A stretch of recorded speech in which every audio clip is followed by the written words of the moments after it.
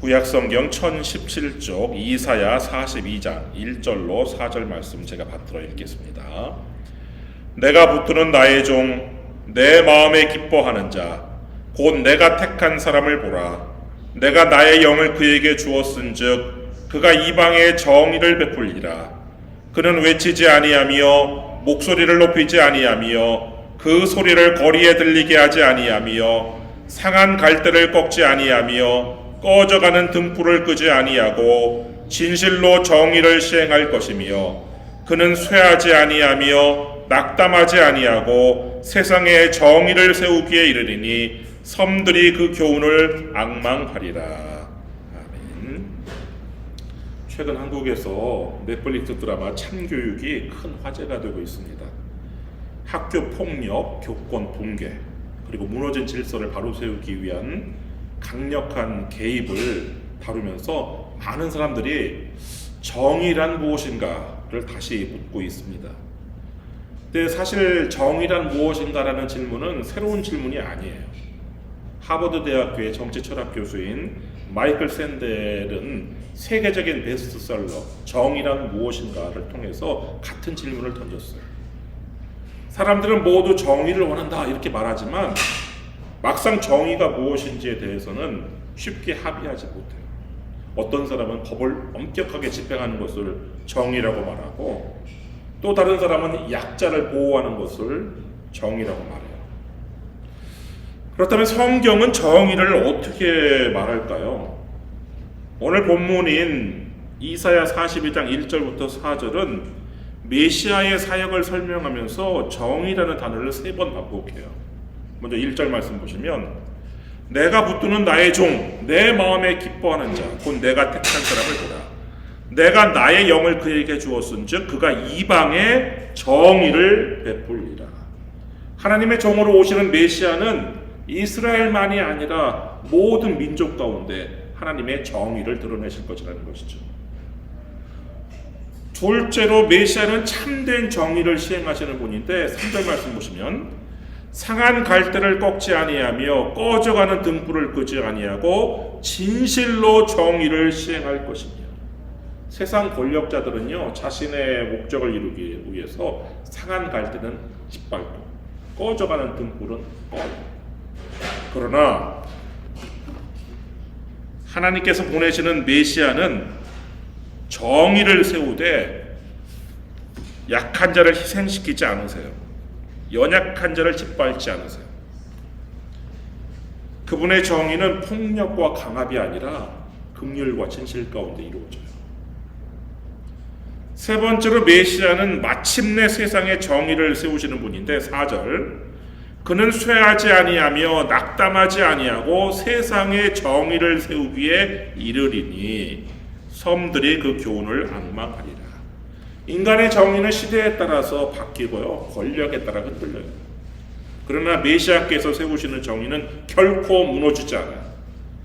이 메시아께서는 낙심하거나 포기하지 않으시고 마침내 하나님의 정의를 온 세상 가운데 확립하실 것이에요.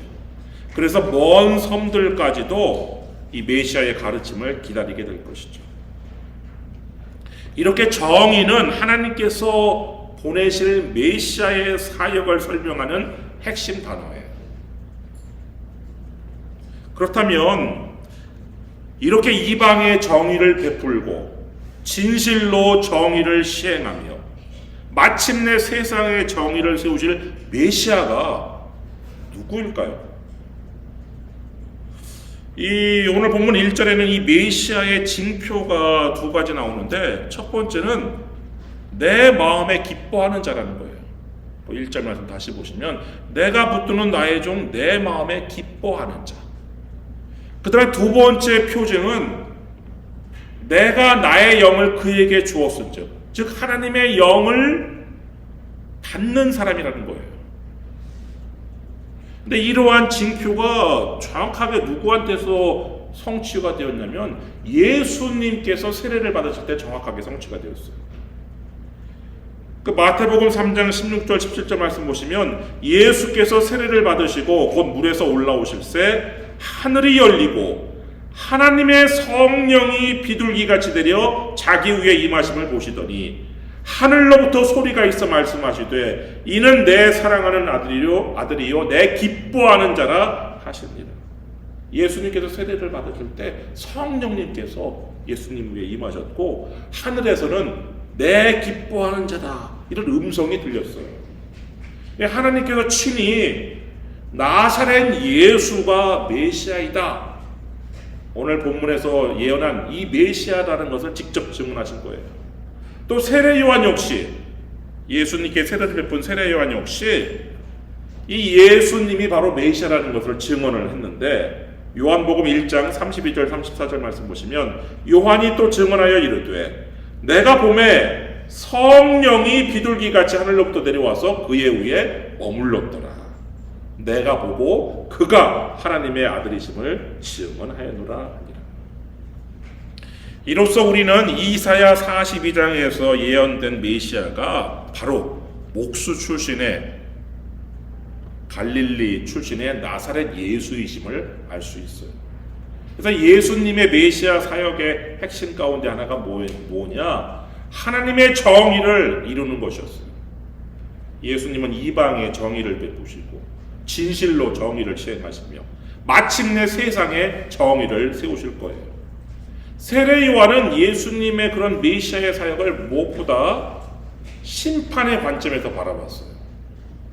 누가복음 3장 17절 말씀 보시면 손에 키를 들고 자기의 타작마당을 정하게 하사 알곡은 모아 곡간에 들이고 쭉정이는 꺼지지 않는 불에 태우시리라. 세례 요한은요, 예수님께서 이 세상의 정의를 이와 같이 펴실 것을 기대했어요. 물론 세례 요한 역시 선지자로서 정의를 위해서 노력을 했어요.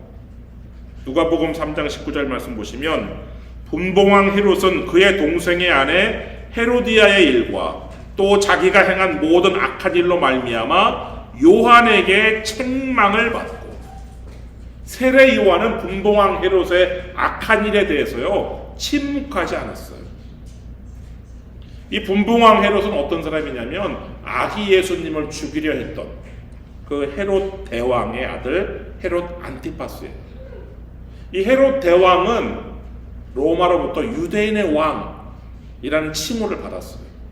근데 이 헤롯 대왕이 죽은 다음에 이 헤롯 대왕이 다스리던 영토가 여러 아들에게 이렇게 나누어졌고, 이 아들들은 아버지와 같은 왕의 칭호, 헬라어로 바실레우스라고 그러는데 이 바실레우스라는 칭호를 받지 못했어요. 이 분봉왕 헤롯은 그저 바실레우스가 아니라 그저 갈릴리와 베레아 지역을 다스린 테트라 아르케스였어요. 이 헬라어로 테트라는 넷이고 아르케스는 통치자라는 뜻인데, 원래 테트라 아르케스는 그 알렉산더 대왕이 죽은 다음에 그 알렉산더 대왕이 정복한 그 넓은 영토를 이 알렉산더 장군의 네 장군에게 이렇게 분할을 해줬어요. 근데 이 분할받은 이 장군들은 왕이라는 칭호를 받지 못했어요. 바실레우스라는 칭호를 받지 못했고 4분의 1을 다스리는 통치자라는 뜻의 테트라 아르케스라는 칭호를 받았어요.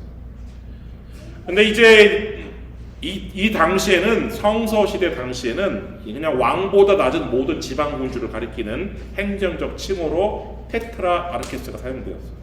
그래서 우리말 성경은 분봉왕 이렇게 번역을 하죠. 근데 이 분봉왕 헤롯이 어떤 짓을 저질렀냐면, 당시 헤롯 가문은 로마를 수시로 드나들었어요. 황제를 만나고 원로들을 만나고 이 본국에서 어떤 정치력을 신장시키기 위해서. 근데 이 분봉왕 헤롯도 로마를 방문하던 중에 어디에 머물렀냐면 자기 형제, 이복 형제의 집에 머물렀어요. 근데 그곳에서 자기 형제의 아내인 헤로디아와 불륜을 저질렀어요. 그 후에 이 두 사람은, 이 분봉왕 헤롯과 이 헤로디아는 각각 자신의 배우자를 버리고 서로 결혼을 했어요. 이거는 단순한 어떤 개인적인 실수가 아니라 하나님의 율법을 정면으로 거스르는 죄였어요. 정말 율법에 따르면 두 사람 다 끌려 나와서 돌에 맞아 죽어야 되는 그런 대죄를 범한 거예요. 근데 권력 앞에서 아무도, 대제사장도 그렇게 떠들던 율법학자들도 침묵하는 거예요. 그때 오직 한 사람, 세례 요한만이 그 분봉왕 헤롯의 죄를 공개적으로 책망했어요. 마태복음 14장 4절, 이는 요한이 헤롯에게 말하되 당신이 그 여자를 차지한 것이 옳지 않다 하였습니다. 근데 이 분봉왕 헤롯은 세례 요한의 책망을 듣고 자신의 죄를 회개하기는커녕 자신을 책망했다고 이 세례 요한을 감옥에 가둬버린 거예요. 누가복음 3장 10절, 그 후에 한 가지 악을 더하여 요한을 옥에 가두니라. 이 감옥에 갇힌 세례 요한, 이 세례 요한은 정의의 메시아로 오신 이 예수님께서 곧 정의를 행하시고 악한 헤롯, 분봉왕 헤롯을 심판하실 것으로 기대를 했어요. 근데 아무리 시간이 지나도 예수님은 분봉왕 헤롯을 심판하지 않으시는 거예요. 물론 예수님께서 분봉왕 헤롯의 악행을 묵인하신 것은 아니에요. 누가복음 13장 32절 말씀 보면은 너희는 가서 저 여우에게 이르되, 예수님은 분봉왕 헤롯을 여우라고 부르셨어요. 이 분봉왕 헤롯의 교활함과 간사, 그걸 드러내는 표현이죠. 그러나 예수님은 세례 요한이 기대한 것처럼 어떤 정치적 혁명을 일으키지도 않으셨고 초자연적 능력으로 분봉왕 헤롯을 그냥 즉시 심판하는 그런 일을 하지 않으셨어요. 그러자 이 세례 요한은 깊은 혼란에 빠졌어요. 그래서 감옥에서 제자들을 보내서 예수님께 질문을 해요. 누가복음 7장 20절, 오실 그이가 당신이 오니까 우리가 다른 일을 기다리오리이까? 세례 요한의 질문에 대해서 예수님께서는 이렇게 답변을 하세요. 누가복음 7장 22절, 예수께서 대답하여 이르시되 너희가 가서 보고 들은 것을 요한에게 알리되 맹인이 보며 못 걷는 사람이 걸으며 나병 환자가 깨끗함을 받으며 귀먹은 사람이 들으며 죽은 자가 살아나며 가난한 자에게 복음이 전파된다 하라. 예수님께서 답변하신 내용은요, 무슨 기적의 목록이 아니에요.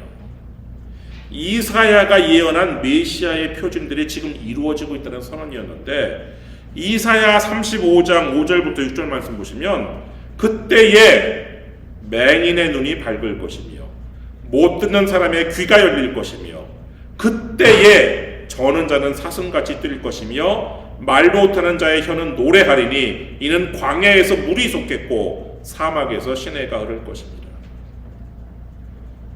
이사야는요, 메시아가 오시면 이러이러한 표징들이 일어날 것이다 라고 이미 예언을 했어요.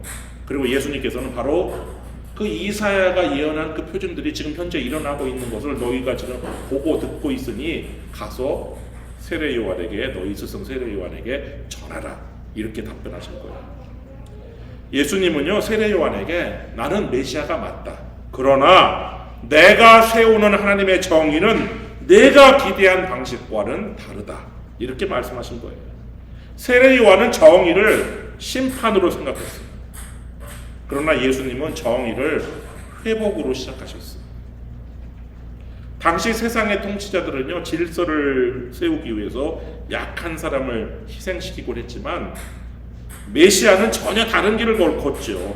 예수님은 상한 갈대를 꺾어버려서 정의를 세우지 않으셨고 꺼져가는 등불을 꺼서 질서를 만들지 않으셨어요. 오히려 상한 갈대를 붙들어 주시고 꺼져가는 등불을 살리셔서 하나님의 정의를 이루셨는데, 이것이 세상의 정의와 하나님의 정의가 다른 이유예요. 세례 요한은 악인을 무너뜨리는 메시아를 기대했어요. 악인을 무너뜨리는 정의의 메시아를 기대했는데, 예수님은 먼저 상한 갈대를 고치시고 꺼져가는 등불을 살리시는 그런 정의의 메시아로 오셨어요.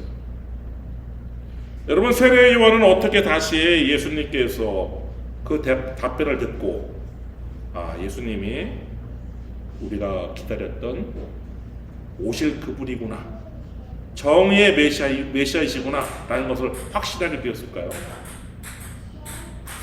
오늘 본문에서 세 번이나 반복되는 이 정의라는 이 단어는요, 히브리어로 미시파트예요. 이 미시파트는 단순히 법을 집행하거나 죄를 처벌하는 것만을 의미하지 않아요. 구약 성경에서 이 미시파트는요, 악을 심판하는 모습으로 나타나기도 하지만 때로는 억눌린 자를 회복시키고 보호하는 모습으로 나타나요. 그래서 죄를 죄라고 선언하고 악을 멈추게 하는 것도 정의이지만 약자인 고아와 과부를 돌보고 상한 자를 일으키는 것도 바로 정의예요. 따라서 성경의 정의는 단순히 악인을 벌하는 데서 끝나지 않아요. 상처 입은 자, 피해자를 회복시키고 억눌린 자를 구원하는 것까지 포함하는 것이죠. 바로 이러한 이유 때문에 오늘 본문은 메시아가 상한 갈대를 꺾지 아니하며 꺼져가는 등불을 끄지 아니한다라고 말씀하시는 것이죠. 세례 요한은 처음에 정의를 주로 심판의 관점에서 이해를 했어요. 그래서 감옥에 갇혔을 때 왜 예수님께서 불의한 헤롯을 그대로 두시지? 이렇게 의문을 가졌단 말이에요. 근데 예수님은 정의를 회복으로부터 시작하셨어요. 맹인을 보게 만들고, 못 걷는 사람을 걷게 만들고, 나병 환자를 깨끗하게 만들고, 가난한 자에게 복음을 전파함으로써 하나님의 정의가 이미 세상 가운데 지금 역사하고 있다, 이거를 보여준 것이죠. 오늘날 법학의 표현을 빌리자면 세례 요한이 기대한 정의는 응보적 정의에 가깝고 예수님께서 보여주신 정의는 회복적 정의의 측면을 포함하고 있습니다.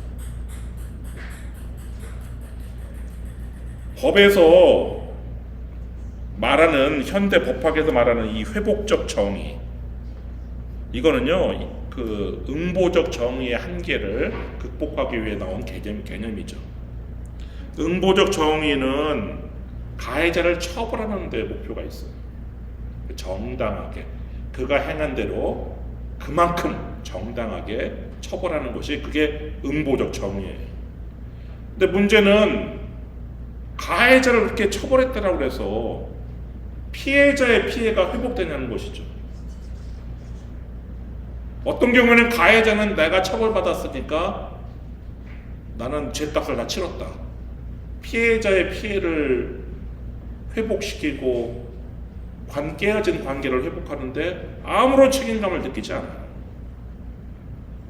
그래서 나온 것이 회복적 정의라는 개념인데, 이 회복적 정의는 초점을 피해자에게 맞추죠. 그리고 이 피해자 그 주변에 깨어진 관계를 회복하고 이 피해자의 피해를 치유하고 회복해서 공동체를 다시 세우는 것을 목표로 하는데, 예를 들어 학교에서 학교 폭력이 발생했을 때 가해 학생을 징계하는 것은 응보적 정의예요. 근데 그 피해 학생의 상처를 돌보고 가해 학생이 자신의 책임을 인정하면서 이 학교 공동체가 건강하게 회복되는 것을 돕는 것은 바로 회복적 정의죠. 물론 이사야가 무슨 현대 법학, 오늘 본문에서 말하는 이 정의가 현대 법학에서 말하는 회복적 정의를 말한 것은 아니지만, 오늘날의 용어를 사용한다면 이 미시파트, 이 정의에 해당하는 히브리어 미시파트는 악에 대한 심판뿐 아니라 상처 입은 자의 회복까지 포함되어 있다, 이렇게 말할 수 있는 것이죠. 세례 요한은 예수님의 답변을 듣고 자기가 생각했던 정의보다 훨씬 더 메시아의 정의라는 것이 크고 깊다는 것을 깨달았을 거예요. 그걸 깨닫지 못했다면 아마 세례 요한은 두 번째 재차 제자들을 보내서 예수님께 다시 물어봤을 거예요. 이 세례 요한은 아마 그 깨달음을 통해서 옥중 생활의 그 어려움을 극복하고 끝까지 아마 믿음을, 내가 증언했던 메시아가 바로 그분 나사렛 예수께서 봤구나, 아마 이 확신 속에서 끝까지 믿음을 붙들 수 있도록 도와줬을 거예요. 한편 유대 역사가 요세푸스가 쓴 그 요세푸스를 읽어보면은 이 헤로디아는 상당히 야심이 강한 여인이었어요. 원래 남편 그 빌립인데, 이 헤롯 대왕의 아들 중에 빌립이 두 명이 있어요. 한 명 빌립은 분봉왕 빌립이고, 또 다른 빌립이 바로 헤로디아의 전 남편인데, 이 전 남편 빌립은 그냥 통치권이 없는 평민 귀족에 가까운 그런 사람이었어요. 근데 이 분봉왕 헤롯 안티파스는 갈릴리를 다스리던 분봉왕이었어요. 그래서 이 헤로디아는 더 큰 권력과 지위를 선택하기 위해서 자기의 첫 남편을 버리고 이 분봉왕 헤롯과 결혼을 했단 말이에요. 근데 세례 요한이 자꾸 당신의 결혼은 하나님 앞에서 불법이다, 죄다, 이렇게 계속 외치고 다니니까 이 헤로디아 입장에서는 이 세례 요한이 자신의 권력과 명예를 위협하는 그런 요소로 보였단 말이에요. 그래서 헤롯을, 이 세례 요한을 원수처럼 여겼어요. 그래서 죽이려고 했는데 뜻을 이루지 못했죠. 그러다가 결국 이 분봉왕 헤롯의 생일날 자신의 딸 살로메, 이 살로메는 전 남편과 사이에서 낳은 딸인데, 이 살로메를 이용해서 세례 요한을 죽이죠. 그래서 세례 요한은 그렇게 해서 옥중에서 목이 잘려 죽어요.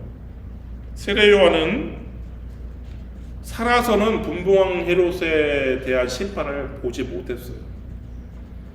그렇지만 하나님께서는 결코 정의를 잊지 않으셨어요. 이 헤로디아가 권력에 대한 욕망을 버리지 못했는데, 자기 남편을 분봉왕 헤롯이 아닌 바실레우스로 만들고 싶어가지고 노력을 해요. 그거는 자신의 오빠가 하나 있었는데, 이 오빠가 바로 헤롯 아그리빠인데, 이 헤롯 아그리빠가 그 사도행전 초반에 나오는 헤롯 왕이에요. 사도 야고보를 죽인, 그리고 베드로를 옥에 가둔. 근데 사도행전에 보면은 왕이란 말이에요. 바실레우스예요.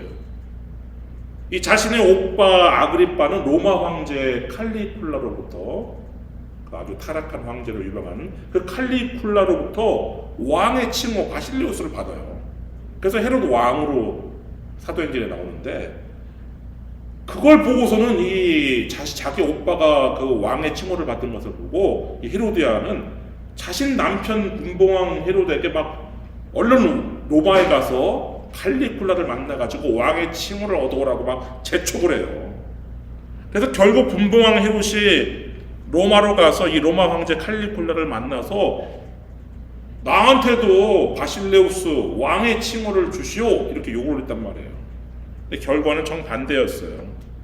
이 분봉왕 헤롯이 왕의 칭호를 얻기는커녕 반역 혐의를 받게 됐어요.